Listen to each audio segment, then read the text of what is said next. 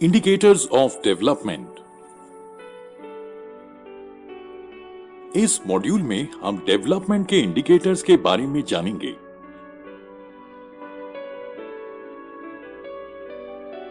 किसी नेशन या कंट्री का डेवलपमेंट कई फैक्टर्स पर निर्भर करता है।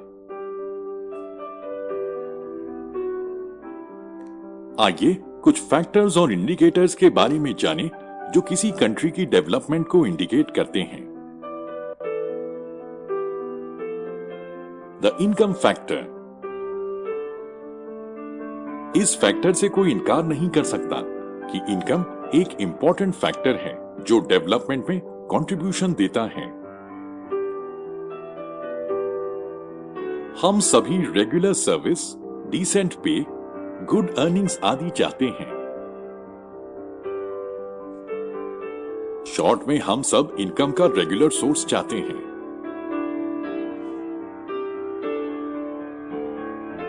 ज्यादा इनकम के अलावा freedom, equality of treatment, security of life और हेल्थ एंड एजुकेशनल फैसिलिटीज जैसी अन्य चीजों की तलाश करते हैं। हालांकि यह ध्यान दिया जाना चाहिए कि पैसा हमें मटेरियल चीजें प्रोवाइड कर सकता है, लेकिन जीवन की क्वालिटी भी कई अन्य फैक्टर्स पर निर्भर करती है।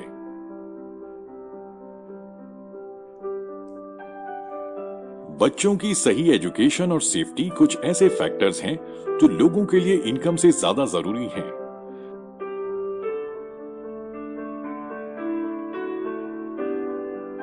इस प्रकार लोगों के सामने डेवलपमेंट के गोल्स न केवल इनकम से रिलेटेड हैं, बल्कि जीवन की कुछ दूसरी चीजों से भी रिलेटेड हैं।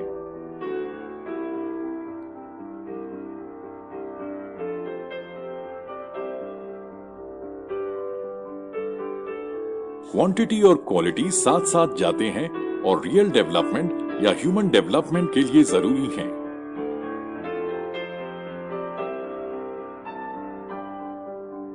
चलो अब पर कैपिटल इनकम को समझते हैं। पर कैपिटा इनकम क्या होती है? किसी कंट्री की टोटल इनकम कंट्री के सभी रेजिडेंट्स की इनकम है।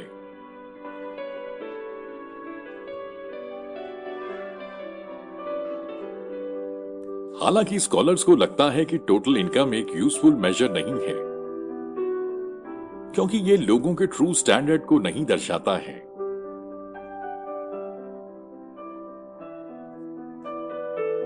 ट्रू क्राइटेरियन लोगों की एवरेज इनकम है। कंट्री की टोटल इनकम को टोटल पॉपुलेशन से डिवाइड करने पर एवरेज इनकम आती है।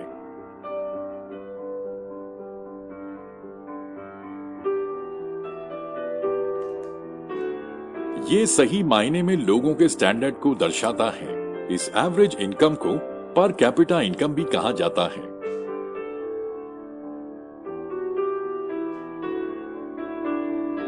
यहां यह मेंशन किया जाना चाहिए कि अलग अलग कंट्रीज की per capita income world bank द्वारा यूएस डॉलर में मेजर की गई है और उनकी अपनी करेंसी में नहीं, क्योंकि ये मेथड अलग अलग कंट्रीज के पर कैपिटा इनकम के कंपैरिजन में काफी आसान और पॉसिबल है।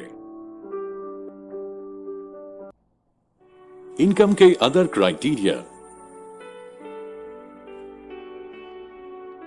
जब हमने इंडिविजुअल एस्पिरेशंस और गोल्स को देखा तो हमने पाया कि लोग न केवल बेटर इनकम के बारे में सोचते हैं, बल्कि सिक्योरिटी, दूसरों के लिए रिस्पेक्ट, इक्वल ट्रीटमेंट, फ्रीडम आदि को भी ध्यान में रखते हैं। इसी तरह जब हम किसी नेशन या रीजन के बारे में सोचते हैं तो हम एवरेज इनकम के अलावा और इक्वली इंपॉर्टेंट एट्रीब्यूट्स के बारे में सोच सकते हैं।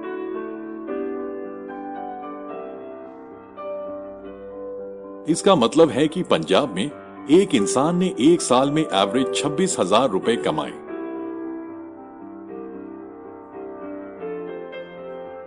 जबकि बिहार में एक इंसान ने 5,500 के आसपास रुपए कमाए।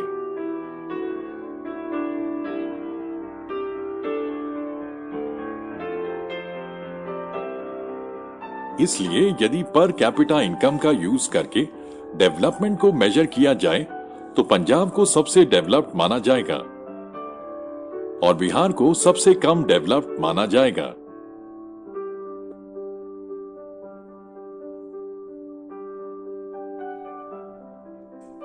अब इन स्टेट से रिलेटेड कुछ और डेटा पर नजर डालते हैं। ये टेबल क्या दिखाता है?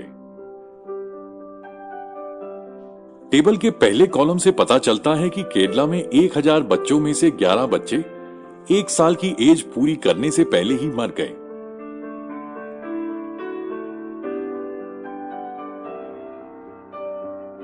लेकिन पंजाब में जन्म के 1 साल अंदर मरने वाले बच्चों का प्रोपोर्शन 49 है, जो कि लगभग 5 गुना ज्यादा है।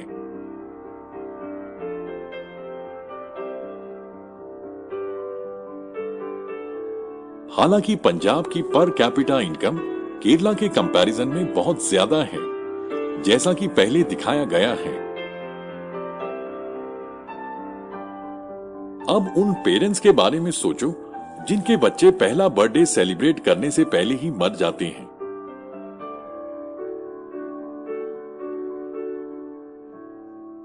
उन पेरेंट्स के लिए ये कितना पेनफुल होता होगा। इसके बाद नोट करें कि ये डेटा 2003 का है।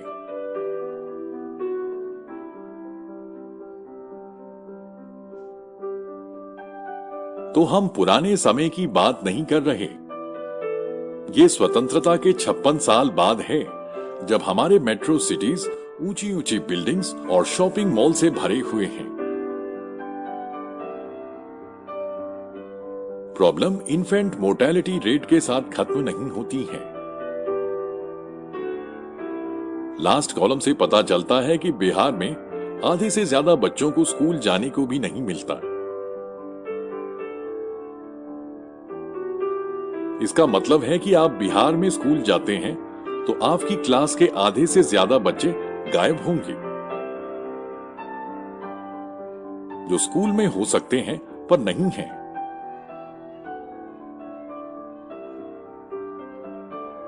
फिर क्वेश्चन उठता है, ऐसा कैसे है कि पंजाब के एक एवरेज पर्सन की इनकम केरला के एवरेज पर्सन की इनकम के कंपैरिजन में अधिक है, लेकिन इन क्रूशियल एरियाज में पीछे रह गया?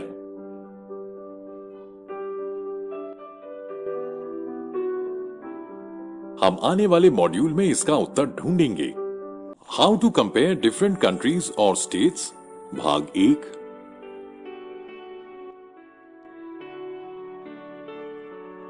आप पूछ सकते हैं कि क्या डेवलपमेंट का मतलब अलग अलग हो सकता है? कैसे कुछ कंट्रीज को जनरली डेवलप्ड कहा जाता है,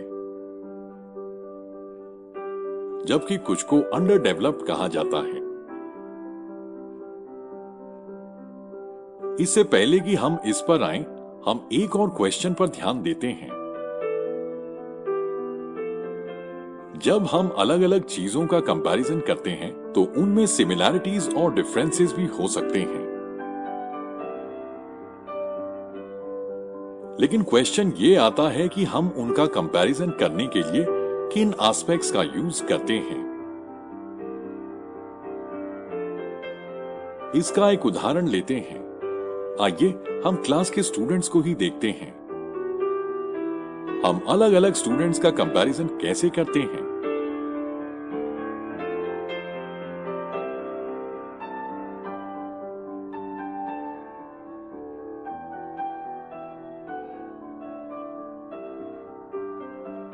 वे अपनी हाइट, हेल्थ, टैलेंट्स और इंटरेस्ट में अलग अलग हैं।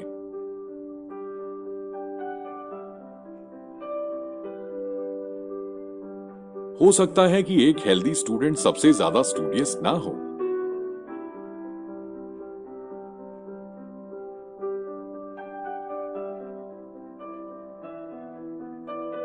और यह भी हो सकता है कि सबसे इंटेलिजेंट स्टूडेंट सबसे फ्रेंडली ना हो।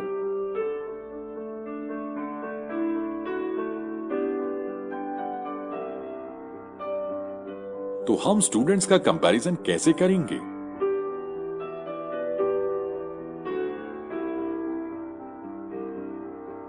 हम जिस क्राइटेरियन का यूज करेंगे वो कंपैरिजन के पर्पस पर डिपेंड करता है।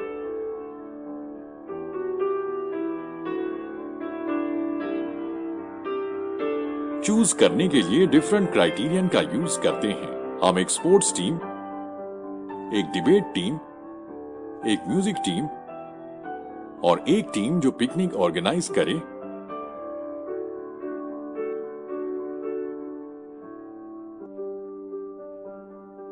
फिर भी अगर किसी पर्पस के लिए हमें क्लास के बच्चों के लिए ऑलराउंड प्रोग्रेस का एक क्राइटेरियन चूज करना है तो हम ये कैसे करेंगे?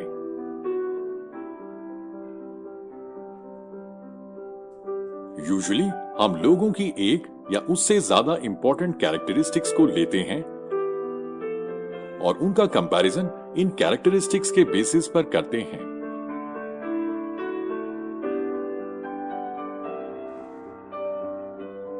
ऑफ कोर्स इस बारे में डिफरेंसेस हो सकते हैं कि इंपॉर्टेंट कैरेक्टरिस्टिक्स क्या हैं जिसे कंपैरिजन का बेस बनाना चाहिए। फ्रेंडलीनेस और स्पिरिट ऑफ कोऑपरेशन, क्रिएटिविटी या secured marks.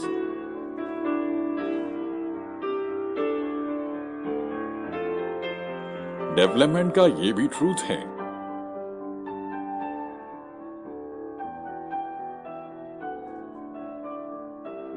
How to compare different countries और स्टेट्स, भाग 2।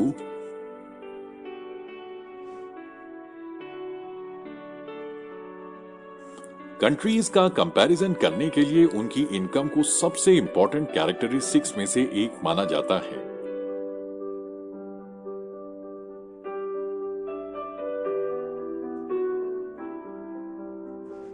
ज्यादा इनकम वाली कंट्री कम इनकम वाली के कंपैरिजन में ज्यादा डेवलप्ड होती है।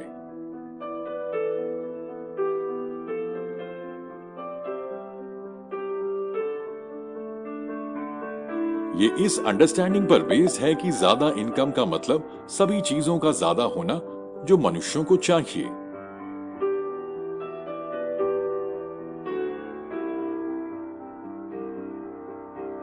जो भी लोग पसंद करते हैं वे ज्यादा इनकम से खरीद सकते हैं।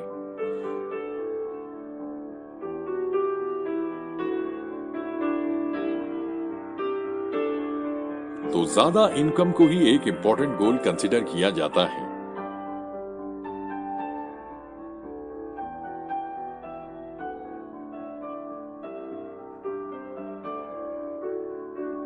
अब किसी कंट्री की इनकम क्या है?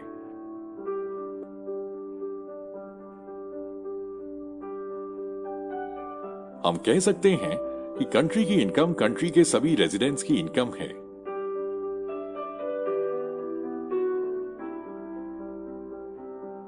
इससे हमें कंट्री की टोटल इनकम मिलती है।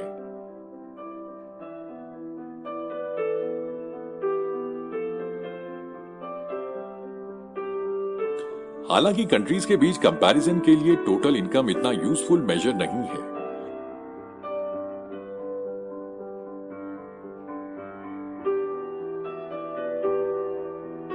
क्योंकि कंट्रीज की पॉपुलेशन अलग अलग है और टोटल इनकम का कंपैरिजन हमें यह नहीं बताएगा कि एक एवरेज पर्सन की अर्निंग की पॉसिबिलिटी क्या है।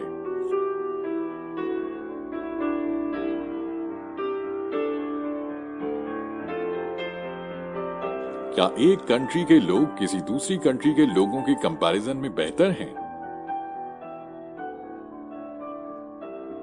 इसका उत्तर देने के लिए एवरेज इनकम का कंपैरिजन करते हैं जो एक कंट्री की टोटल इनकम है जिसे उसकी टोटल पॉपुलेशन से डिवाइड किया गया है।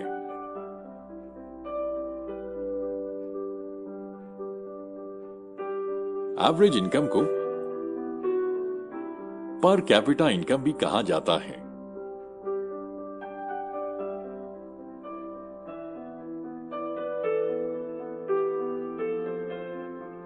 वर्ल्ड बैंक द्वारा वर्ल्ड डेवलपमेंट रिपोर्ट 2006 में इस क्राइटेरिया का यूज कंट्री को क्लासिफाई करने में किया जाता है।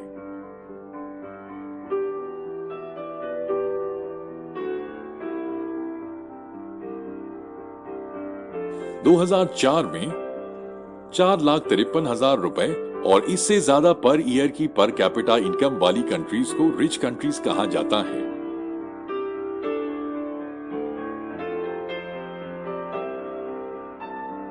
और जिनकी पर कैपिटा इनकम 37,000 रुपए या उससे कम है, उन्हें लो इनकम कंट्रीज कहा जाता है।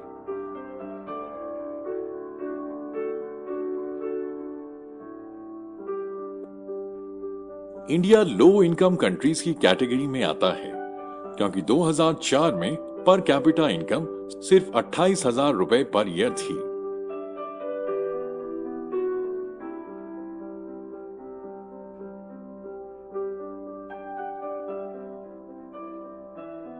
मिडल ईस्ट कंट्रीज और कुछ दूसरी कंट्रीज को छोड़कर रिच कंट्रीज हैं, जिसे जनरली डेवलप्ड कंट्रीज कहा जाता है।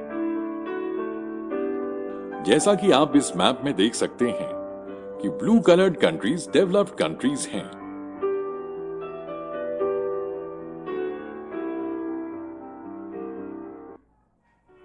Public facilities. ऐसा कैसे है कि पंजाब में एवरेज पर्सन की केरला के एवरेज पर्सन के कंपैरिजन में ज्यादा इनकम है, लेकिन इन क्रूशियल एरियाज में पीछे रह गया है? कारण यह है कि आपकी जेब में पैसा उन सभी गुड्स और सर्विसेज को नहीं खरीद सकता जिनकी जरूरत आपको अच्छी तरह से जीने के लिए चाहिए।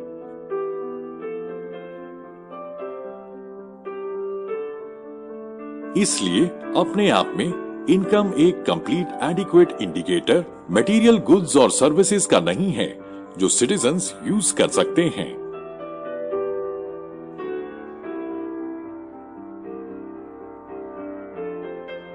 उदाहरण के लिए आमतौर पर आपका पैसा आपको पोल्यूशन फ्री एनवायरनमेंट नहीं खरीद सकता और ये इंश्योर नहीं कर सकता कि आपको बिना मिलावट वाली दवाएं मिले, जब तक कि आप ऐसी कम्युनिटी में शिफ्ट होना अफोर्ड नहीं कर सकते जिसमें पहले से ही ये सब चीजें हैं। पैसा आपको इन्फेक्शियस डिजीजेस से बचने में भी मदद नहीं कर सकता है।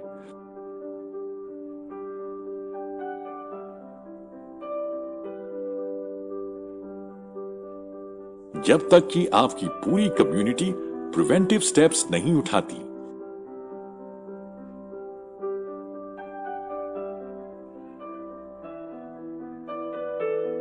एक्चुअली में लाइफ में कई इंपॉर्टेंट चीजों के लिए सबसे अच्छा और सबसे सस्ता तरीका यह है कि इन गुड्स और सर्विसेज को कलेक्टिवली प्रोवाइड किया जाए।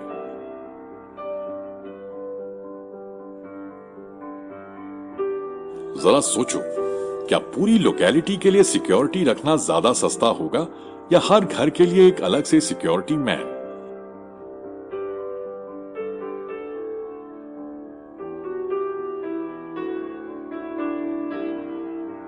क्या होगा अगर आपके विलेज या लोकेलिटी में आपके अलावा और कोई भी पढ़ाई में इंटरेस्टेड ना हो?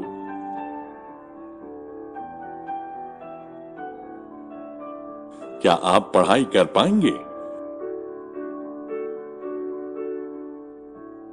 तब तक नहीं जब तक कि आपके पेरेंट्स आपको किसी दूसरे प्राइवेट स्कूल में भेजना अफोर्ड नहीं कर सकते। तो एक्चुअली आप इसलिए पढ़ाई कर पाते हैं क्योंकि कई और बच्चे भी पढ़ाई करना चाहते हैं और बहुत से लोग मानते हैं कि गवर्नमेंट को स्कूल खोलने चाहिए और बाकी फैसिलिटीज भी प्रोवाइड करनी चाहिए ताकि सभी बच्चों को पढ़ाई करने का मौका मिले। अभी कई एरियाज ऐसे हैं जिनमें बच्चे, पर्टिकुलरली खास तौर पर लड़कियां, secondary level schooling education achieve नहीं कर पाती क्योंकि गवर्नमेंट और सोसाइटी ने उचित सुविधाएं प्रोवाइड नहीं कराई हैं। केरला में इन्फेंट मोर्टेलिटी रेट कम है क्योंकि यहां पर बेसिक हेल्थ और एजुकेशनल फैसिलिटीज एडिक्वेटली प्रोवाइडेड हैं।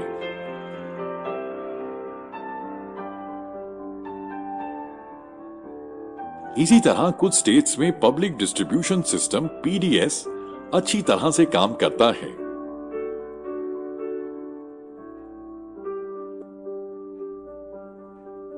यदि कुछ पीडीएस की दुकान यानी राशन की दुकान ऐसी जगहों पर ठीक से काम नहीं करती, तो वहां के लोग प्रॉब्लम को ठीक कर सकते हैं।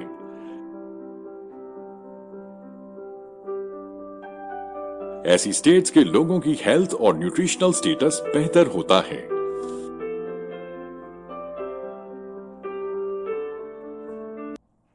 Some data regarding India and its neighbors for 2004.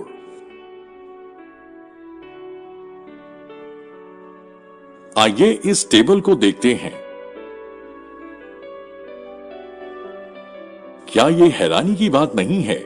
हमारे पड़ोस में एक छोटा देश है श्रीलंका, हर केस में इंडिया से बहुत आगे है। और हमारी जैसी बड़ी कंट्री की दुनिया में इतनी कम रैंक है।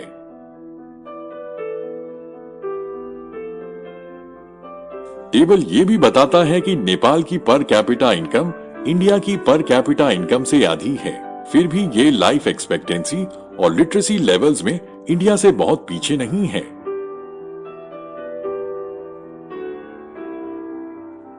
HDI की कैलकुलेशन में कई इंप्रूवमेंट सजेस्ट किए गए हैं और ह्यूमन डेवलपमेंट रिपोर्ट में कई नए कंपोनेंट्स को जोड़ा गया है, लेकिन ह्यूमन को डेवलपमेंट के साथ प्रीफिक्स करके। ये क्लियर हो गया कि डेवलपमेंट में वो जरूरी है जो सिटीजन्स के साथ हो रहा है।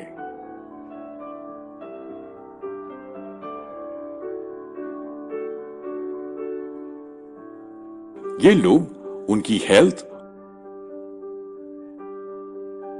उनका वेलबींग, यही सबसे ज्यादा जरूरी है। क्या आपको लगता है कि ह्यूमन डेवलपमेंट्स को मेजर करने के लिए कुछ दूसरे एस्पेक्ट्स पर भी ध्यान देना चाहिए? Sustainability of development.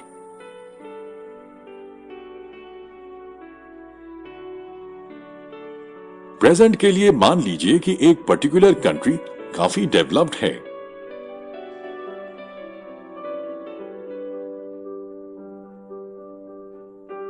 हम सर्टनली इस डेवलपमेंट के लेवल को आगे बढ़ाने या कम से कम आने वाली जनरेशन्स के लिए बनाए रखना चाहेंगे।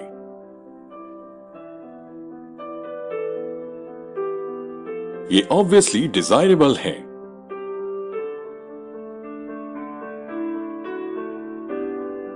हालांकि 20th सेंचुरी के सेकेंड हाफ के बाद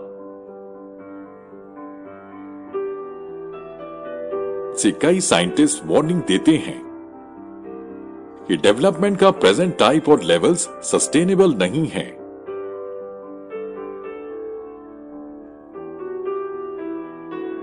ग्राउंड वाटर रिन्यूएबल सोर्स का एक उदाहरण है।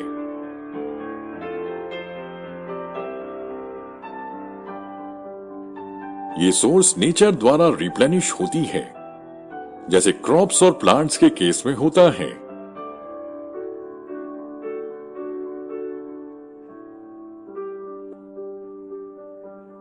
यहां तक कि इन रिसोर्सेज का भी ओवर यूज किया जा सकता है। उदाहरण के लिए ग्राउंड वाटर के केस में अगर हम बारिश से फिर से भरने के कंपैरिजन में इससे ज्यादा यूज करते हैं तो हम इस रिसोर्स का ओवर यूज कर रहे हैं।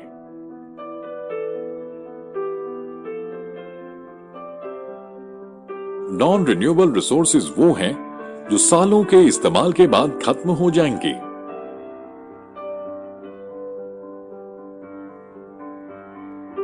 हमारे पास अर्थ पर एक फिक्स स्टॉक है जिसे फिर से भरा नहीं जा सकता। हम नए रिसोर्सेज को खोजते हैं जो हमें पहले नहीं पता थे।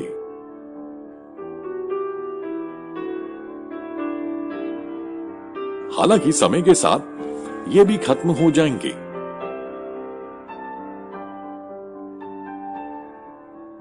उदाहरण के लिए जो हम क्रूड ऑयल अर्थ से बाहर निकालते हैं वो एक नॉन रिन्यूएबल रिसोर्स है।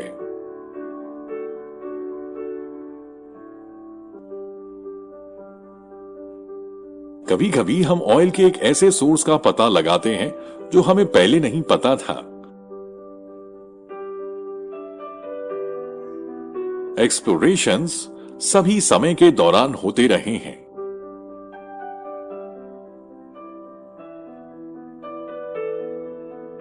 अगर हम इस टेबल को देखें तो हमें यह पता चलता है कि क्रूड ऑयल का रिजर्व कितने सालों तक रहेगा। टेबल का कॉलम 1 क्रूड ऑयल के रिजर्व का एस्टीमेट बताता है। सबसे ज्यादा जरूरी यह बताता है कि क्रूड ऑयल का स्टॉक कितने सालों तक चलेगा। अगर लोग प्रेजेंट रेट से इसे निकालते रहेंगे तो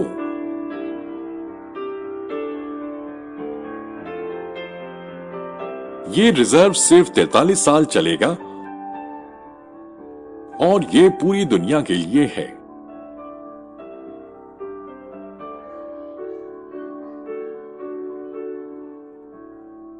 हालांकि अलग अलग कंट्रीज को अलग अलग सिचुएशंस का सामना करना पड़ता है। जैसे इंडिया विदेश से तेल इंपोर्ट करने पर डिपेंडेंट है, क्योंकि इंडिया के पास अपने पर्याप्त स्टॉक्स नहीं हैं।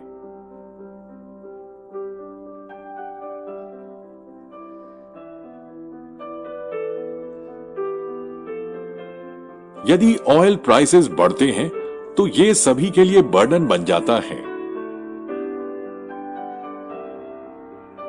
कंट्रीज जैसे यूएसए, जिनके पास कम ऑयल रिजर्व्स हैं